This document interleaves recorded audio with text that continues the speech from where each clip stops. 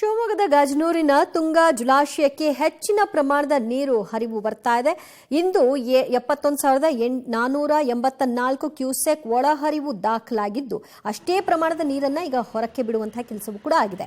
ಇದರಿಂದ ತುಂಗಾ ನದಿ ಮೈದುಂಬಿ ಹರಿತಾ ಇದೆ. ಜೊತೆಗೆ ಶಿವಮೊಗ್ಗ ನಗರದ ನದಿ ಪಾತ್ರದ ಬಡಾವಣೆಗಳು ಹಾಗೂ ನದಿ ಪಾತ್ರದ ಗ್ರಾಮಗಳಿಗೆ ಪ್ರವಾಹದ ಭೀತಿ ಆವರಿಸಿದೆ.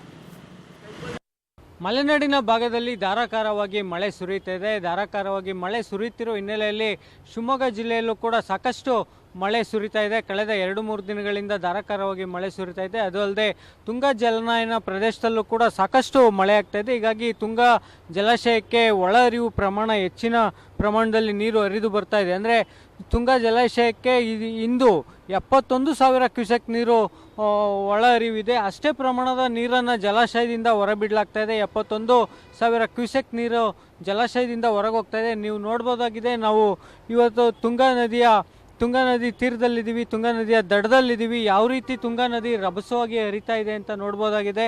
ಸಾಮಾನ್ಯವಾಗಿ 50,000 60,000 ಕ್ಯೂಸೆಕ್ ನೀರು ಹರಿದು ಹೋಗ್ತಾ ಇತ್ತು ಇದು ಯಾವಾಗಲೂ. ಆದರೆ ಈ ಬಾರಿ ಜುಲೈ ತಿಂಗಳಲ್ಲೇ ಜಲಾಶಯ ಭರ್ತಿಯಾಗಿದೆ. ಜೊತೆಗೆ 70,000ಕ್ಕೂ ಅಧಿಕ ಕ್ಯೂಸೆಕ್ ನೀರನ್ನು ಜಲಾಶಯದಿಂದ ಹೊರಬಿಡಲಾಗ್ತಾ ಇದೆ.